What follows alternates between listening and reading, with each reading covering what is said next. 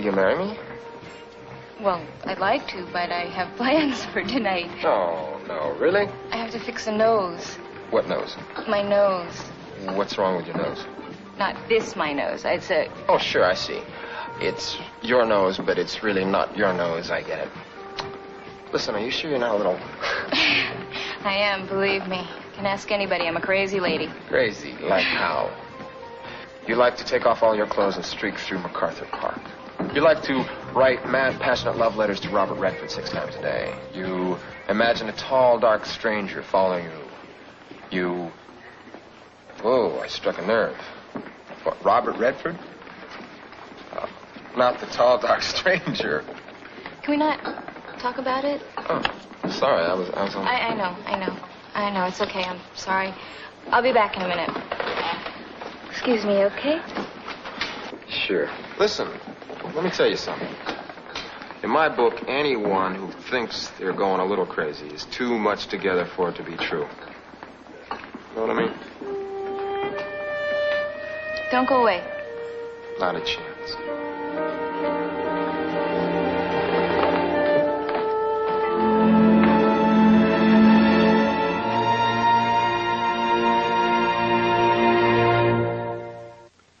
Soon, Amy, soon. That's what he said to you in the car, isn't it? I think he's going to kill me. Why do you think that?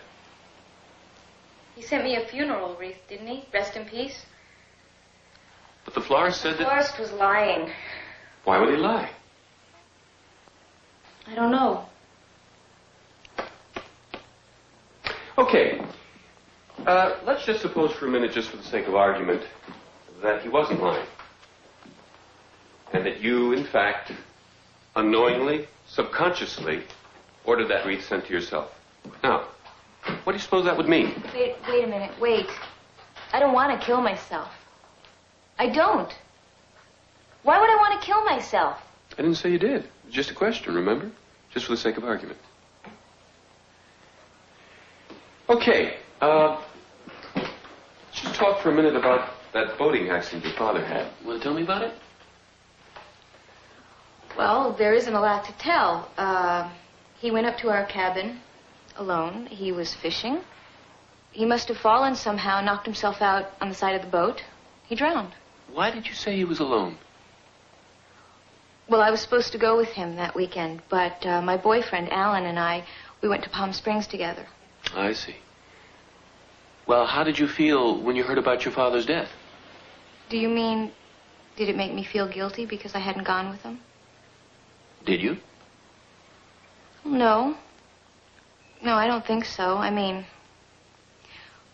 I couldn't help thinking that if I had been there, I could have done something, but I don't feel it was my fault. You don't feel you were to blame because you weren't there to maybe do something? Do you think I should? Do you? Why does this have to be so complicated? Why can't you just believe me? This man is real. Amy, I understand why it's important to you that I believe that this man exists, but it's important to me that we explore all the possibilities. You see, there's one that really concerns me. That's the possibility that somehow you feel responsible for your father's death and that you deserve to be punished for it. But because your morality won't allow you to punish yourself, you've invented a nemesis to do it for you. That's the possibility that worries me. Now, wait a minute, just hear me out, then we can talk about it. You say that you don't want to kill yourself. Fine. But if I'm right, you won't have to. He'll do it for you. Can't you see? You have created your own executioner. Your subconscious has helped you to invent the perfect scapegoat. You won't leap off the top of a building to your death. You'll be pushed. But if you're right, what do I do? How do I make him go away? But you've already taken the first step by admitting to the possibility. See, what you're going to have to do is to somehow exercise yourself of this guilt you feel. Let your conscious self admit how you really feel about your father, examine all the reasons for those feelings, and then either absolve yourself of the responsibility or accept the responsibility and forgive yourself. But how?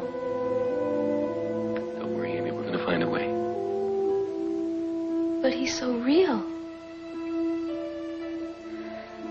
It's impossible. How could a figment of my imagination be so real? Believe me, Amy, it's possible.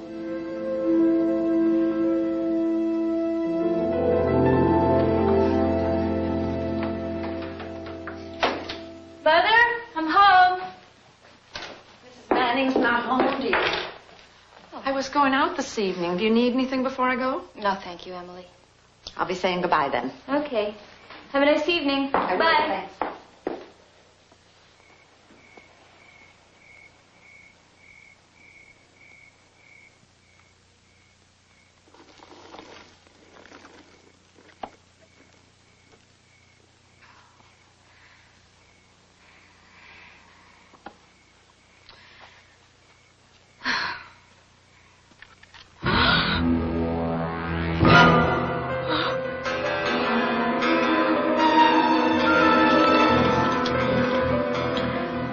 Hello, operator.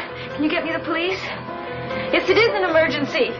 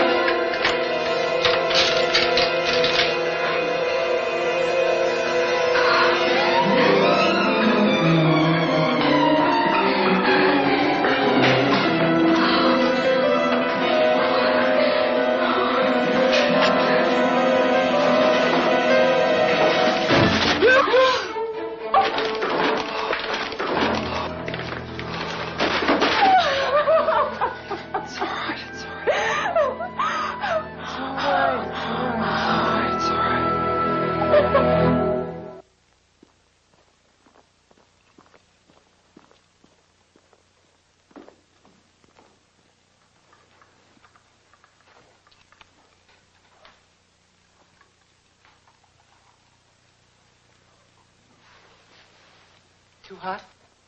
Yeah. Mother, I think I should go away. Go away? Why? I could have killed you.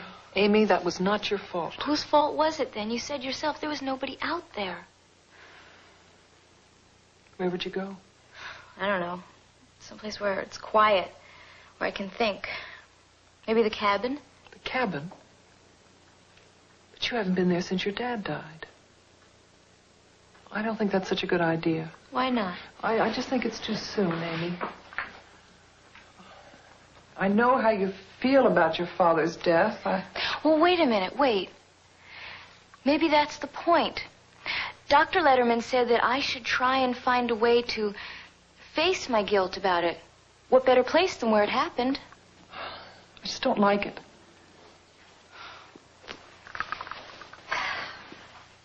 I'm going to call Dr. Letterman. Why? I want to ask him what he thinks. I don't like the idea of you going up there alone. Hello? Dr. Letterman? This is Amy Manning. Oh, Amy, hi. Hi. I was just talking with my mother about maybe going away for a while. Sounds like you found the right place to start.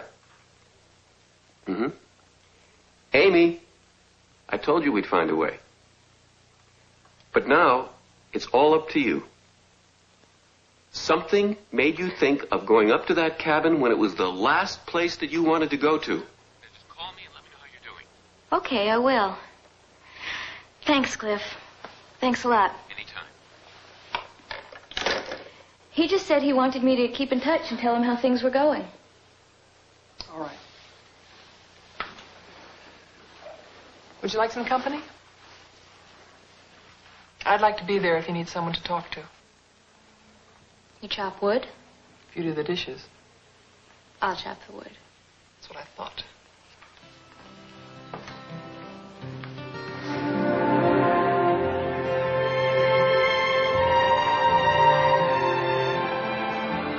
Oh, I'd forgotten how beautiful it is up here. Yeah, Daddy loved it. Remember how he used to drag us up to the cabin on the slightest pretext? All I remember is cleaning all that stinky fish. Yuck.